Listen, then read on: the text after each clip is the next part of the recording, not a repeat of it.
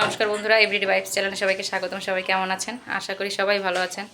আর ভগবানে কি পায় আপনাদের আশীর্বাদ দোয়ায় তো আমিও ভালো আছি। ছেলেকে নিয়ে স্কুলে গেছিলাম, স্কুল থেকে বাসায় আসলাম, তারপরে খাবার খাইলাম।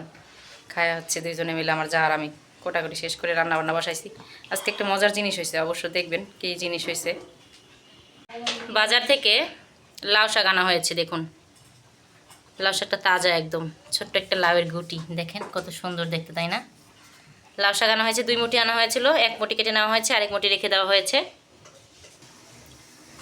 1 মুঠি লাউ শাক সেটা তো কেটে নেওয়া হয়েছে, ধুয়েও নিয়েছি আমি এখানে। তার সাথে আজকে লাউ তরকারি রান্না করবো। চমৎকার জিনিস আজকে কি কি দেখবেন। লাউ শাক, তার মধ্যে আবার লাউর তরকারি, আর হচ্ছে লাউ ডাল। দেখেছেন একটা জিনিস দিয়ে কয় পদ। তার সাথে হচ্ছে আবার চাটনি। আর একটা জিনিস করব, এই শাক রান্না করব।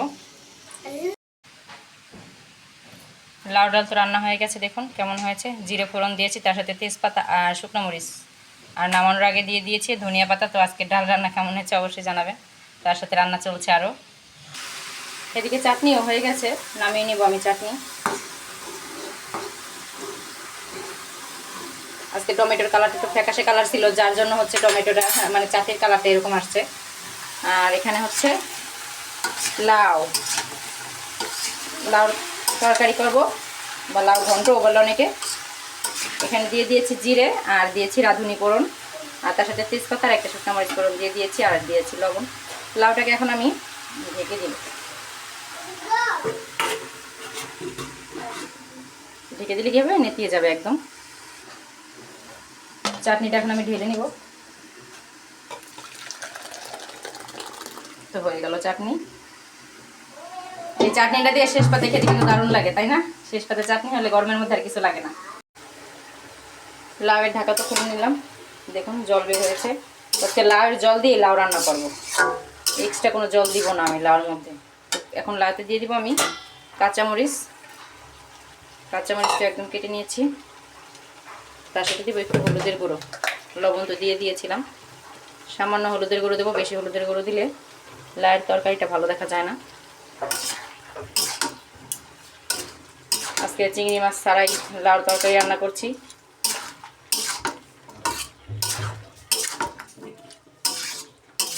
তো এইভাবে রাখবো, কালারটা বেশি দিব না হলুদের গুঁড়ো।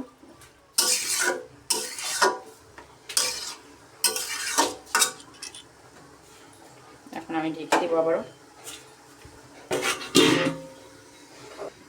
আর এখানে শাক বসিয়ে দিয়েছি, দেখুন শাকের মধ্যে আলু দিয়েছি আর শাক, তার মধ্যে একটু জল দিয়েছি, রান্না হচ্ছে। রান্না করতে করতে বাইরে চলে এলাম। দেখুন আমাদের মরিচ গাছে কত মরিচ ধরেছে, তাই না? তো এই মরিচ গাছটা এর আগের বারও কিন্তু 3-4 বার করে মরিচ হয়েছে, আবারও ফুল হয়েছে, তা আবারও মরিচ ধরেছে। তো দেখুন থোকায় থোকায় মরিচ। এখানে পাতা খুবই কম, কিন্তু দেখলেই বুঝবেন গাছের মধ্যে পাতা তেমন একটা নাই। এটা হচ্ছে আমি ছাদে লাগাইছিলাম, একটা চারা ছিল, সেই চারা থেকে গাছটা তৈরি হয়েছে। দেখুন ছোট্ট একটা চারা থেকে কত সুন্দর গাছ হয়, তাই না? যখন ফুল থেকে ফল হয় তখন কিন্তু অনেক ভালো লাগে যে না গাছে মরিচ হয়েছে। এটা হচ্ছে তুলসী গাছ, আর এখানে ধনিয়া পাতা। গাছটা কিন্তু অনেক বড় হয়ে গেছে, বিলাতি ধনিয়া পাতা। গাছটা এইখান থেকে কিন্তু ভেঙে ভেঙে আবার নতুন করে লাগালে আবার কুশি বের হবে। এখান থেকেই ভাঙলে আবার সুন্দর গাছ হয়। আর এখানে কতগুলো মরিচের বীজ ফেলেছিলাম আমি, সেখান থেকে চারা বেরোয়েছে। তো চারাগুলোকে সুন্দর করে লাগাতে হবে, তারপরে হচ্ছে আবারও মরিচ ধরবে গাছে, তাই না? তো গাছকে যত্ন করতে হবে, যত্ন না দিলে তো হবে না। তো এখানে দেখেন নীলকণ্ঠ ফুল, অনেকে অপরাজিত ফুলও বলে, তাই না? তো এটা কিন্তু হচ্ছে অন্যরকমের একটা, এটা হচ্ছে 2-3 পাপড়ির। আরেকটা গাছ আছে, সেটা হচ্ছে 1 পাপড়ির। আর এখানে হচ্ছে গাঁদা ফুল, দেখেন কত সুন্দর না গাঁদা ফুলটা। শীত শেষ হয়ে গেছে, তবু কলি আসছে কিন্তু অনেকগুলাই। দেখেন অনেকগুলো কলি আসছে, মনে হয় ফুল আবারও ধরবে। তো রান্না করতে করতে তো বাইরে আসলাম, কই দেখাই আপনাদের একটু আমাদের ছাদে কী কী গাছ আছে। আর এটা হচ্ছে নীলকণ্ঠ ফুল গাছ, এটা হচ্ছে 1 পাপড়ির যে ফুলটা হয়। আর এখানে দেখেন আম গাছে আমগুলো কত বড় হয়ে গেছে, তাই না? সেদিন দেখাইছিলাম যে আমের বোল ধরেছে, আর দেখুন আজকে কত আম ধরেছে। দিন যত যাচ্ছে আম তত বড় হচ্ছে, দেখলে কিন্তু ভালোই লাগে, তাই না? এই কাঁচা আম যখন বড় হয়, তখন ঝড়ে যখন পড়ে, তখন কুড়াইতে কিন্তু অনেক ভালো লাগে, তাই না? তো সেই আগের দিন তো আর এখন আর নাই যে কুড়ানোর সময়। তো এই বৃষ্টি হইলে আবার অনেকগুলো আছে আম নাও থাকতে পারে। আর এখানে দেখেন লাউ গাছ, লাউ শাক কত সুন্দর হয়েছে তাই না? আম গাছটার উপরে দিয়ে উঠে গেছে। লাউ শাকটা সুন্দর, ভালো লাগছে দেখতে। দেখেন পাতাগুলো কত বড় বড় তাই না? আমাদের ছাদে থেকে দেখা যায়। তার সাথে ওইখানে আবার সিম গাছ ছিল, সিম পেরে নিয়েছে, যার জন্য হচ্ছে সিম গাছটাই হয়ে গেছে, মরে গেছে। আর এখানে আমাদের পেঁপে গাছ দেখেন, ছোট্ট একটা বীজ থেকে চারা হয়েছিল, সেই চারা থেকে এতটুকু হয়েছে আপাতত। তো এখন আমার ছেলে দেখেন অবস্থাটা কি করছে, সে ঘোড়াটাকে নিয়ে আবার ঘরে যাচ্ছে। এই ছিল ছাদে, আবার ঘরে যাচ্ছে। তো বাতাসও আছে, দেখলেই বুঝতে পারবেন কাপড় চোপড় কীভাবে দুলছে বাতাসে। বাতাস আছে বাহিরে ভালোই, তার জন্যই ভালো লাগতেছে বাহিরে এসে। আর রোদ্দুরও তেমন, যেমন বাতাস তেমন রোদ্দুর। আর কাঠগুলো শুকিয়ে গেছে, এগুলো অনুষ্ঠানের জন্য টানা হয়েছে বললাম আপনাদের, তো এগুলো উঠাবো।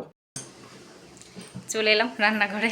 তো দেখুন রান্না এখন নেড়ে দিই ভালোভাবে।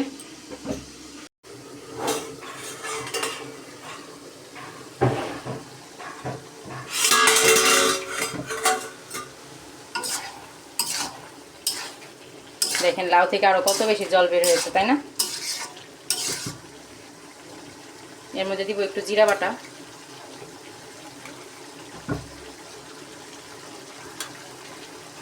তো জিরা বাটা দিয়ে নেড়ে দিব।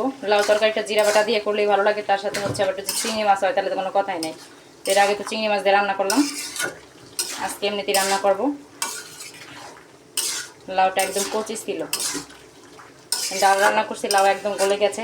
আর তরকারির জন্য দেখেন কি সুন্দর গলে গেছে তাই না?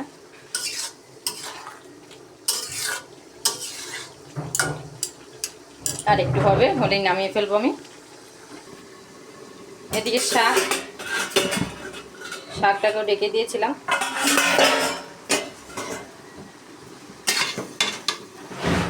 শাকটাকে একটু উল্টে পাল্টিয়ে দিই আমি। এদিকে আমার ছেলেটা আবার খেলতেছে, দুষ্টামি করতেছে।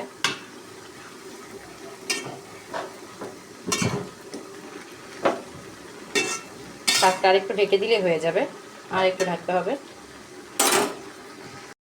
লাউ রান্না তো হয়ে গেছে বন্ধুরা।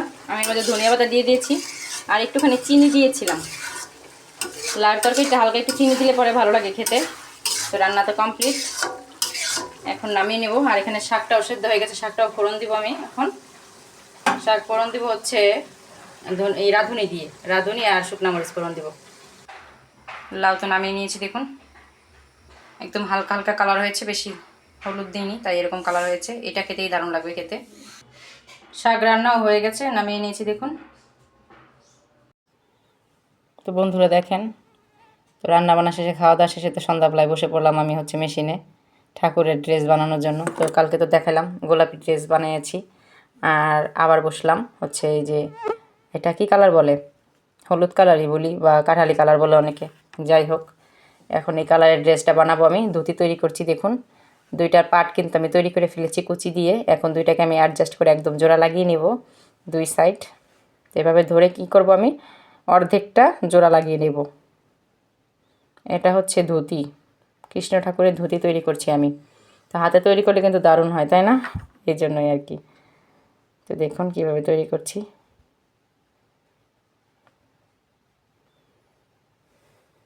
তো এই তো আমার জোড়া লাগানো শেষ। দেখেন জোড়া লাগানোর পরের মুহূর্ত, পিছনে কিন্তু জোড়া লাগাইনি আমি, শুধু সামনেটুকু জোড়া লাগিয়েছি। আর এটা হচ্ছে ধুতির সামনে যে কুচিটা থাকে সেই কুচিটা, এখানে আমি আবার লেস ব্যবহার করেছি। লেস লাগানোর পরে কেমন হয়েছে, আর এখানে ফিতাও লাগানো হয়ে গেছে আমার। দেখুন ধুতি পুরো কমপ্লিট। কেমন হয়েছে অবশ্যই জানাবেন সবাই। নিজে তৈরি করলাম, অনেক চেষ্টা করে পেরেছি। আর এখানে বানানো হবে জামা, ঠাকুরের জামা তৈরি করব আমি। সামনেই তো দোল পূর্ণিমা তাই না? তো আমাদের বাসায় তো হচ্ছে অনুষ্ঠান হবে, তার জন্যই তাড়াতাড়ি করে ঠাকুরের জন্য ড্রেস তৈরি করলাম। তো কিনে আনা হয়েছিল ড্রেস, তো কিনে আনাটা অতটা ভালো লাগেনি, তাই ভাবলাম যে নিজে তৈরি করি, দেখি পারি কিনা, কতটা পারি। তো একটু চেষ্টা করে দেখি। তো দেখলাম যে না, মন্দ হয়নি। তো একবার বলবেন যে কেমন হয়েছে, ভালো লাগবে। দেখেন এই যে জামা, এটা হচ্ছে কাঠালি কালারের, কাঠালি কালারই তো বলে। তো কমেন্ট করে জানাবেন সবাই কী কালার এটা। তো দেখেন এটা হচ্ছে এক সেট, এটা দুইটা জামা, একটা স্কার্ট, তার সাথে হচ্ছে অনেকে লেহেঙ্গাও বলে। আর এটা হচ্ছে গোলাপি কালার, গোলাপি কালারটা আমার কাছে সবচেয়ে বেশি ভালো লেগেছে। এটা হচ্ছে ওড়না তৈরি করেছি আমি, একটা রাধা আর একটা কৃষ্ণ ঠাকুরের, দুইজনের দুইটা ওড়না তৈরি করেছি এভাবে কুচি পাট দিয়ে, আর ওখানে জামা। জামা আর এখানে ধুতি। তো সেটগুলি কেমন হয়েছে দেখেন, তো ভালোই লাগতেছে আমার কাছে দেখে। ঠাকুরের জন্য প্রথম তৈরি করলাম। এর আগে তৈরি করেছি সুতিরগুলো, কিন্তু এইভাবে এই কাপড়েরগুলি তৈরি করিনি। তো ট্রাই করে দেখলাম যে পারি কি না। তো এরপরে থেকে পারবো। তো এই এক সেট আর ওই যে এক সেট, তো শেষ তৈরি করা। সবাই ভালো থাকবেন, সুস্থ থাকবেন। ওইগুলো বানাতে বানাতে রাত অনেক হয়ে গেছে। তো ভিডিওটি কেমন লাগলো অবশ্যই সবাই জানাবেন। সবাই ভালো থাকেন, শুভরাত্রি।